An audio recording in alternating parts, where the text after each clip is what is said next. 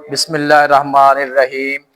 आज का lecture 9th class के मैथ के ऊपर है और इसके चैप्टर नंबर 9 को शुरू करने लगे हैं।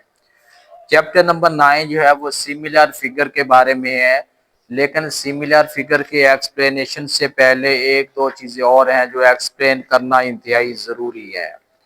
सबसे पहले लफ्ज़ मैंने लिखा है कॉन्ग्रुएंसी और सिमिलैरिटी, इनमें फ़र्क किस बात का है, उसके बाद फिर हम एक्सरसाइज पे पहुंचेंगे।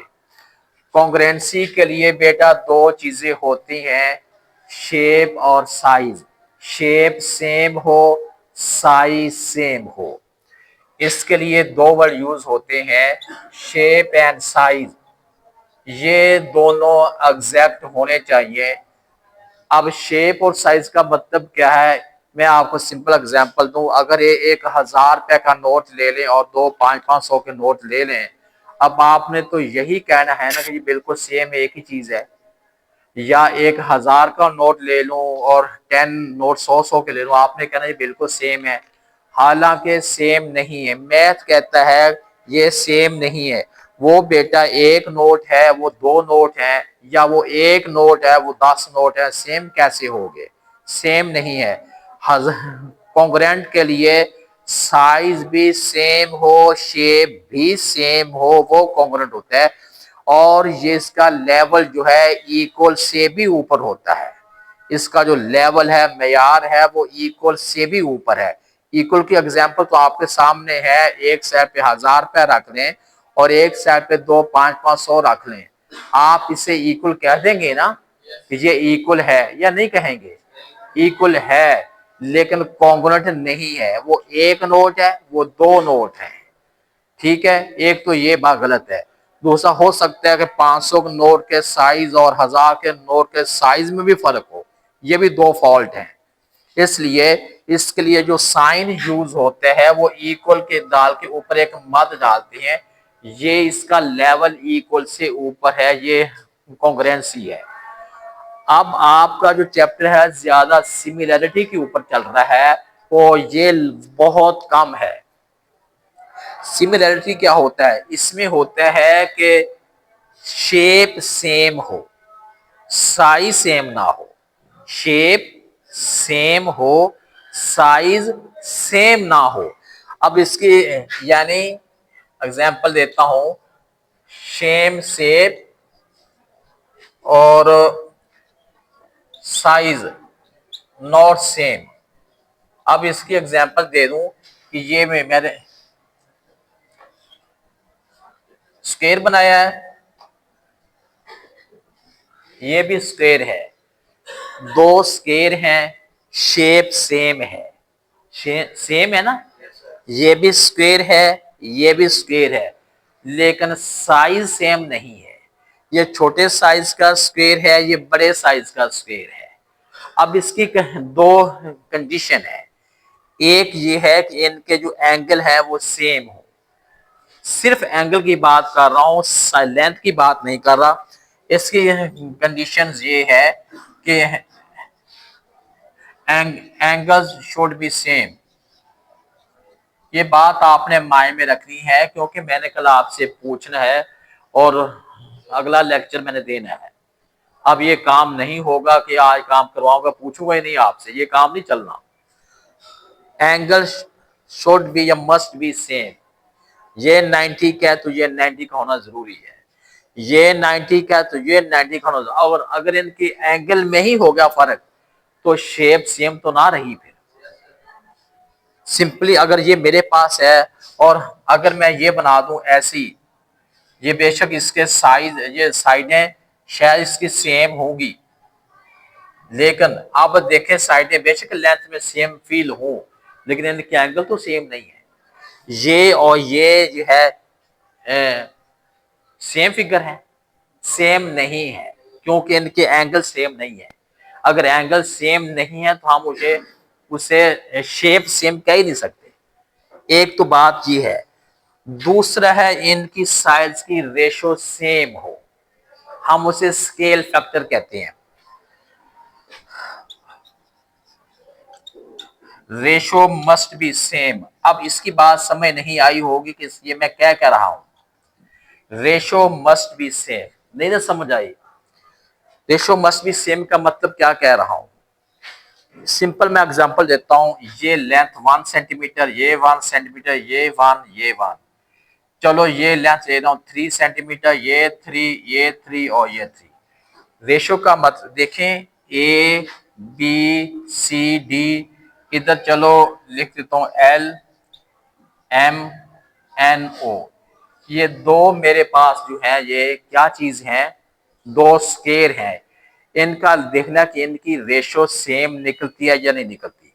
सेम का मतलब ये है, अब मैं लिखता हूं ये ए बी सी डी है, ये साइन है सिमिलरिटी का, कि ये A B C D similar to L M N O. अब आपने इनकी रेशो लेनी, पहले ए बी है, पहले एल एम है। इनमें जो बड़ी साइड कौन सी है, एल एम बड़ी है ना, आपने एल एम को रख लेना है ऊपर, ए बी को रख लेना है नीचे, फिर आपने इक्वल का साइन लगाना है। दूसरी साइड इधर बी सी है, इधर दूसरी एम एन है, आपने लिखना है M N over B C, फिर आपने इक्वल का साइन लगाना है। फिर सी डी है, इधर एन ओ है, आपने लिखना है N O over C D. ये बात फॉलो होगी है। फिर आप फर्स्ट और लास्ट को ले लें, ए डी है, इधर एल ओ है, इक्वल टू एल ओ है ओवर ए डी है। अब हम इन सब की वैल्यू ए डी, इन सब की वैल्यू पुट करते हैं। अगर इनकी वैल्यू पुट करने के बाद सबका आंसर सेम निकलता है, तो फिर हम कह देंगे कि both figures are similar figure. L M की वैल्यू जो है बड़ा है, ये हमें पता चला है, किससे चला है, स्केल फैक्टर से। ये बात समझ आ रही है यार? कुछ समझ में मेरी आ रही है? मैं ऐसे टाइम वेस्ट कर रहा हूं? अगर समझ आए तो फिर काम को चलाएंगे, और अगर समझ ही नहीं आनी है तो खाम खा ऐसे हम टाइम ज़ाया क्यों करें, आपका भी और अपना टाइम भी। एक्सरसाइज बेटा 9.1 है, find the whether solid are similar और लेंथ आर इन सेंटीमीटर। ये आपने जो बुक्स हैं बेटा खोल लें, ये आपकी बुक्स हैं। इसका पहला क्वेश्चन ये फिगर बना हुआ है, ये जब बनाना मुझे बड़ा मुश्किल सा लग रहा है फिगर, क्योंकि 3D शेप है। ये पेपर में कैसे ड्रॉ करूंगा? आपको ये फिगर दिखाई दे रहा है या नहीं दिखाई दे रहा? हमें पता, सवाल सिर्फ इतना है कि फिगर को देख के हमें पता कैसे होगा कि ये सिमिलर है कि नहीं है, सिर्फ इतनी बात है बेटा। देखें इधर, इसका इधर 4 है, इस फिगर का 6 है, इस फिगर का 3 है, इस फिगर का 4.5 है, इस फिगर का 5 है, इस फिगर का 7.5 है। यानी ये वाले फिगर जो मैंने बनाए हैं ना, ये अब मैं इसको फिगर को 3D शेप पे बोर्ड पे मुझसे ड्रा नहीं हो पा रही।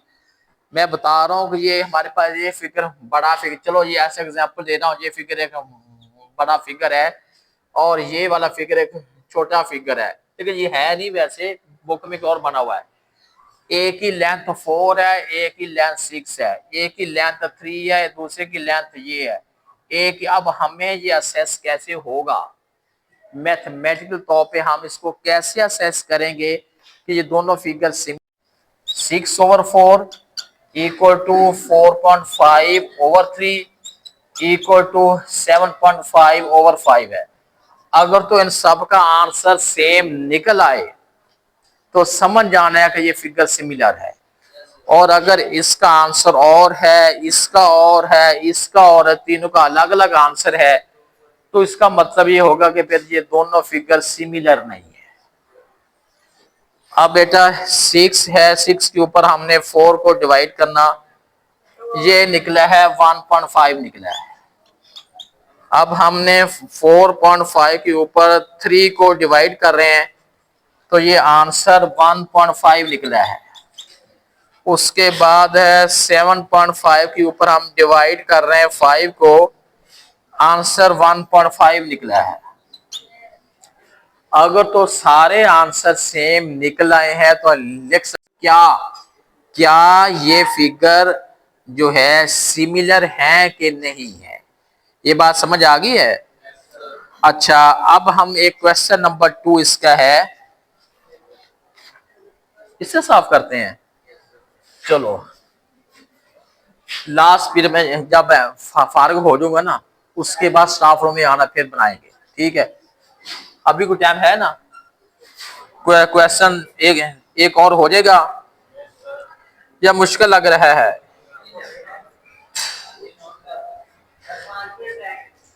5 मिनट रह गए हैं।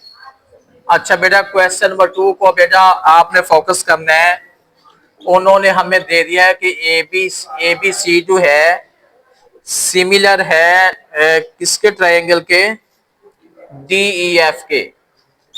डी ई एफ ट्रायंगल है बेटा। अभी उतारना नहीं, उतारने का टाइम दूंगा, स्कूल छुट्टी हो जाएगी, कोई नहीं, बाद में उतारते रहना।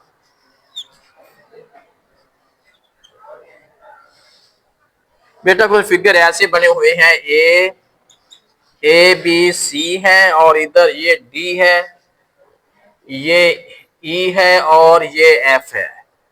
इधर ए बी की वैल्यू 6 है, बी सी की वैल्यू 9 है, ये वैल्यू 12 है, एफ डी वैल्यू 21 है, ई एफ जो है 15.75 है, ये 10.5 है। बेटा गौर से समझेगा, दिखने में फिगर बड़ा अजीब सा टेढ़ा है, आप इसको सेट करेंगे, उल्टा घुमाएंगे, हाँ ये टाइम लग जाएगा हमें। अगर आप इसको उल्टा रोटेट करें, इसको ऐसे करें, ये हाँ मैच हो रहा नहीं हो रहा है, एक डाउटफुल का मसला है, हम समझ नहीं पाएंगे सही तौर पे। मैथमेटिकल तौर पे आपको ना देखे, फिर आप सोचेंगे ये ए बी इधर है, तो ऐसे लोकेशन में आप हिसाब लगाएंगे, ये डी ई हो सकता है, तो कल लगाएंगे ना आप, फिर देखेंगे टेढ़ा है इसका, ये काम नहीं सही, ये काम नहीं करना। अब आपने इसको नोट करना है, ये ए बी सी है सिमिलर, आप पहले ए बी है, ये डी है, जो इसमें से फिगर तो अंदाजा हो जाएगा ये फिगर बड़ा है, अब वो नोट कर लें। ये फिगर बड़ा है ना, पहले आप लिख लें डी ई, इधर से नोट करना है। डी ई पहले, इधर पहला ए बी है वो लिख लिया नीचे, इक्वल टू दूसरा इधर ई एफ है, ये ई एफ है, इधर दूसरा क्या है, बी सी है, तीसरा क्या है डी, ये डी एफ है, ए सी है। ये करने के बाद अब आपने फिगर पे देख के आपने वैल्यू पुट करनी है। रूल वही है, अगर सबका आंसर, बात तो सिर्फ इतनी है। अब डीई हमारे पास कितना है, डीई जो है 10.5 है, ए बी कितना है 6 है। अगर छुट्टी हो भी जाए ना, तो आपने बैठे रहना है, मेरा ये मुकम्मल होने देना। ई एफ हमारे पास कितना है, ई एफ है 15.75 है, और ई बी सी कितना है 9 है, इक्वल टू डी एफ है, डी एफ है ना, ये डी एफ है 21 है, ए सी कितना है 12 है। अब सिर्फ डिवाइड करना है, आंसर आ गया तो ठीक है, 10.5 है डिवाइडेड बाई 6 है, ये निकला बेटा 1.75 है, इक्वल टू आप बेटा 15.75 है, डिवाइड कर रहे हैं हम 9 के ऊपर, ये बेटा बन गया 1.75 है। निकला है, सेम निकला है, तो हम ये कह सकते हैं ना कि A B C triangle similar to D E F triangle. समझ आ गई है, सबको समझ आ गई है। लो बेटा आज के